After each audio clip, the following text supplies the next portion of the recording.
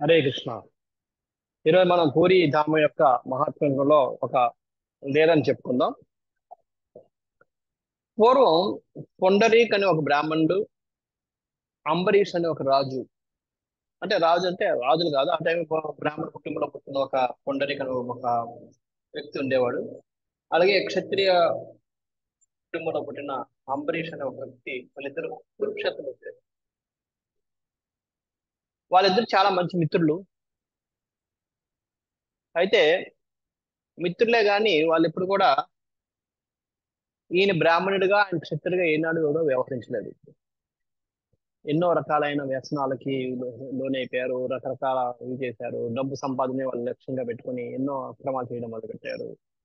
అవినీతిని చేయడం మొదలుపెట్టారు.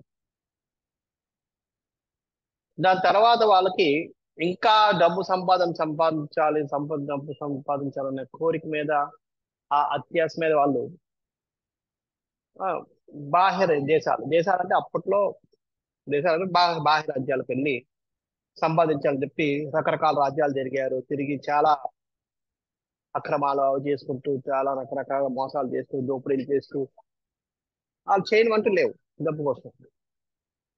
అలా చేస్తూ ఒక రాజ్యం నుంచి ఇంకొక రాజ్యం, ఒక ప్రదేశం నుంచి ఇంకొక ప్రదేశం, ఒక అడవి నుంచి ఇంకొక అడవి, అలాగా తిరుగుతుంటే ఒక చోట ఋషులందరూ కూర్చుని ఒక యజ్ఞం ఒక యజ్ఞం చేస్తున్నారు. యజ్ఞాల్లో మంత్రోచ్చారణ చేస్తూ గట్టిగా మంత్రోచ్చారణ చేస్తూ ఇచ్చేస్తున్నారు.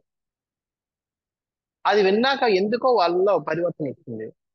వచ్చి అరే మనం జీవితం తెలియక గడిపాం, ఒక్కరోజు కూడా మన భగవంతు యొక్క నామం తీసుకోలేదు, ఇది చేయలేదు. ఆ, మనం ఏదో ఒకటి చేయాలి. కానీ ఇప్పుడు మనం చేసిన పాపాలకు ప్రాయశ్చిత్తం ఏంటి? ఇప్పుడంటే చేస్తాం, మరి చేసిన వాటికి ప్రాయశ్చిత్తం ఏంటి? ఏం చేయాలి, ఎలా చేయాలి అని ఆలోచిస్తూ అప్పుడు వాళ్ళు అనుకున్నారు, వీళ్ళకి చూస్తే ఇక్కడున్న బ్రాహ్మణులందరూ కూడా శాస్త్రాలు అన్ని తెలిసినట్టున్నారు. వాళ్ళని అడుగుదాం మనం చేసిన పాపాలకు ప్రాయశ్చిత్తం ఏంటన్నది. ఆ అని చెప్పి ఆ బ్రాహ్మణుడి దగ్గరికి వెళ్ళారు. యజ్ఞం ఎవరైతే చేస్తున్నారో ఆ బ్రాహ్మణుడి దగ్గరికి వెళ్ళి వాళ్ళకి కాళ్ళకు నమస్కరించి, అయ్యా నా పేరు పుండరీక్.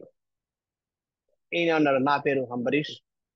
నేను బ్రాహ్మణ కుటుంబానికి పుట్టినవాడిని, నేను క్షత్రియ కుటుంబానికి పుట్టినవాడిని. ఇలా వాళ్ళిద్దరు పరిచయం చేస్తున్నారు. మేము ఇలాగా చేసాం.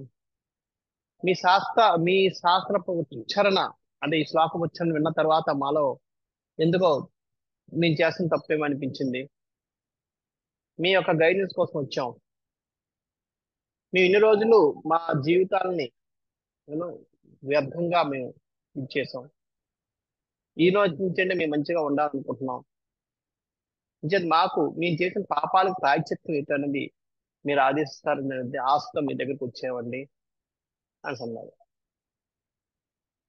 అంటే అప్పుడు ఆ బ్రాహ్మణుడు అడిగారు, ఏం నాయన ఏం చేసేవాడు, ఎలా సంపాదించేవాడు అని చెప్పి.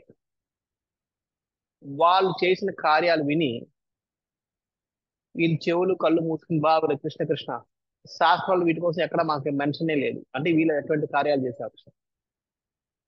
You know? మీకు మిమ్మల్ని ఈ లోకంలో ఎవరు కూడా, ఏ శాస్త్రం కానీ ఏ బ్రాహ్మణుడు కానీ ఎవరు కూడా రక్షించలేరు. మీకు యమరాజు దండన ఒక్కటే దీనికి ప్రాయశ్చిత్తం, వేరే మార్గమే లేదు. మీరు యమరాజు నుంచి దాన్ని తప్పించుకునే పరిస్థితులు లేరు. మీరు చేసిన పాపాల ప్రాయశ్చిత్తం ఎక్కడ శాస్త్రాల్లో చెప్పేటట్టుగా అక్కడ లేదు. మీరు ఎటువంటి ఘోరాలు చేశారంటే మీరు శాస్త్రాలలో మెన్షన్ చేయనటువంటి ఘోరాలు చేశారు, అటువంటి పాపాలు చేశారు. మేము దీనికి పరిష్కారం చెప్పలేము. అంటే వాళ్ళు కాళ్ళ పిల్లలు ఏదో ఒకటి చెప్పండి, కొన్ని దాని దగ్గర దరిదాపుల్లో ఉండదని ఏదో ప్రాక్టీస్ చెప్పండి, అదండి ఇదండి అని చెప్పి వాళ్ళు కాలం ఎప్పుడు వేడుకుంటున్నారు. కానీ ఏ బ్రాహ్మణుడు కూడా చిచి మేము ముట్టుకోవడమే మా పాపం, నేను మాకు దూరం దూరం వెళ్ళని చెప్పి అసంపం అంటారు చెప్పేసి అలాగా మరి దూరం దూరం వెళ్ళని చెప్పి వాళ్ళు అందరూ వెళ్ళిపోయారు. వాళ్ళ యొక్క తపన, వాళ్ళ యొక్క ప్రాయశ్చిత్తం చేసుకోవాలి, మారాలన్న ఆ కోరిక వాళ్ళకి బాధపడుతున్న దానికి అందులో ఒక సాధువుకి దయాభావం కలిగింది. ఆయన వెంటనే పిలిచాడు వీళ్ళిద్దరిని. ఓ బ్రాహ్మణ పుత్ర, ఓ క్షత్రియ పుత్ర, ఇలా రండి వీళ్ళిద్దరు. చూడండి నాయనలారా, మీరు చేసిన పాపాలకి శాస్త్రాల్లో ఎటువంటి ప్రాయశ్చిత్తం లేదు. అంచేత నీ శాస్త్రపరంగా ప్రాయశ్చిత్తాన్ని మీకు నేను సజెస్ట్ చేయలేను. ఏది చేయని ఫలానా చేతని చెప్పి నేను ఆదేశించడం ఉపదేశించలేను. కానీ నాకు ఒక శాస్త్రంలో ఒకటి ఉంది. దాన్ని ఆధారంగా మీకు ప్రాయశ్చిత్తం అయ్యే అవకాశం ఉంది. ఏమిటంటే, మీరు వెళ్ళి ఆ, జగన్నాథపురిలో వెళ్ళి ఆయన జగన్నాథ స్వామి దర్శనం చేసుకుని ఆయన వేడుకోండి. ఆ ధామంలో వెళ్ళి మీరు జీవితాన్ని, మిగిలిన జీవితాన్ని చూపిస్తే, ధామంలో ఎవరు వెళ్తారో వాళ్ళందరూ కూడా పాపాలను చర్చించి ముక్తులైపోతారని చెప్పి శాస్త్ర వర్ణన ఉంది. కాబట్టి మీరు వెళ్ళి ఆ స్వామిని వేడుకుంటే మీ పాపాలన్నిటికీ ప్రాయశ్చిత్తం అయిపోతుందని నా ఆశ.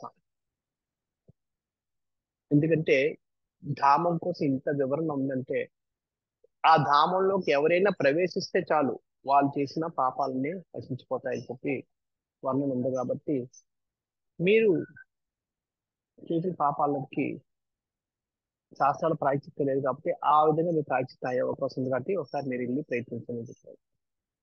అప్పుడు వాళ్ళు అడిగారు, అసలు ధామం ఏంటి, ఎవరిది, ఎక్కడికి వెళ్ళాలి, ఎలా వెళ్ళాలి, ఎవరు అసలు భగవంతుడు ఎవరు, ఏమిటి, ఇవన్నీ చెప్పి అడిగారు ఆయన.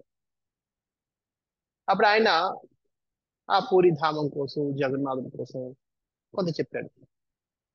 వెంటనే వీళ్ళల్లో ఎంతో అన్న పరివర్తన వచ్చింది. ఆ ఆశలు కళ్ళ నుంచి ఆశలు వచ్చి ఎంతో కృతజ్ఞత భావంతో ఆ సాధువుకి నమస్కారం చేసి ఇప్పుడే తక్షణం వెళ్తామని చెప్పి బయలుదేరిపోయారు. అక్కడి నుంచి అక్కడే బయలుదేరిపోయారు.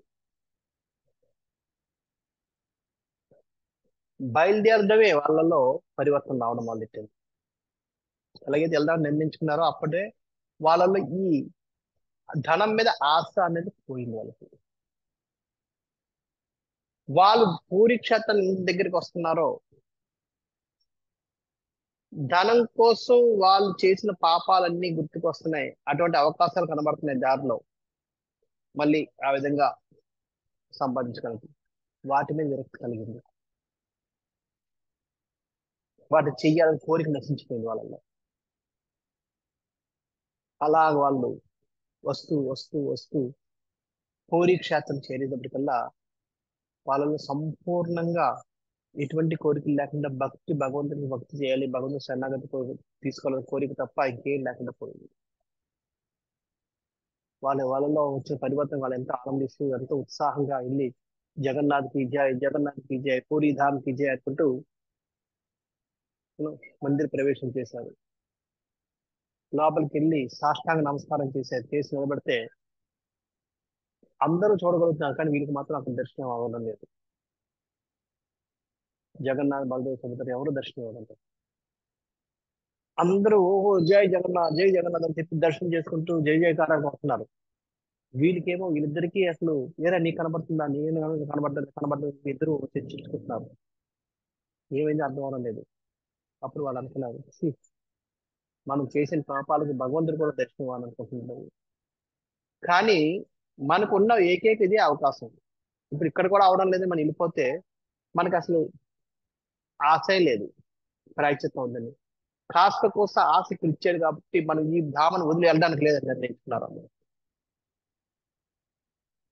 భగవంతుడి దర్శనం అయ్యే వరకు మనం ఉపవాసం ఉందాం, భగవన్ నామం జపం చేద్దాం అని చెప్పి అక్కడే కూర్చుని వాళ్ళు ఉపవాసం ఉంటూ భగవన్ నామం జపం చేయడం మొదలుపెట్టారు. అలా 3 రోజులు గడిచింది. 3 రోజులు గడిచేటప్పటికి వాళ్ళకి ఏదో తేజస్ కనబడుతుంది. ఇంకా అయినా సరే ఇంకా పట్టుదలుతుంది. అలా వచ్చేసాయి. 7వ రోజు నాటికి వాళ్ళకి జగన్నాథ్ దర్శనం జరిగింది. ఆ రోజుకి వాళ్ళల్లో ఉన్న అన్ని అనర్థాలు నశించిపోయాయి. వాళ్ళకి భక్తి తప్ప వేరే భావం లేదు, వైష్ణవ సేవ తప్ప ఇంకేం లేదు. అక్కడి నుంచి వాళ్ళు ఆ దర్శనం అయిన తర్వాత ఆ మహాభాగ్యానికి వాళ్ళంతా ఒళ్ళంతా పులకరించిపోయింది. పరవశించిపోయారు వాళ్ళ దర్శనంతో. కింద పడి దొర్లుతున్నారు. వాళ్ళ పాపాలకు ప్రాయశ్చిత్తాన్ని అడుగుతున్నారు, వేడుకుంటున్నారు క్షమించమని.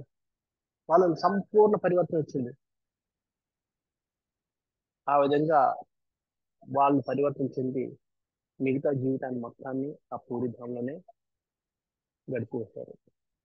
ఆ విధంగా పూరీధాంకి వెళ్ళాలని ప్రయత్నంలోనే చాలా పాపాలు నశించిపోతాయి. అది పూరీధాం యొక్క మహత్యం. భగవంతు దర్శనంతో ఉన్న పాపాలు కూడా నశించిపోతాయి, మనం పవిత్రంగా అయిపోతాం. జై పూరీధామ్ కి జయ, జగన్నాథ్ భగవాన్ కి జయ. జై కృష్ణ.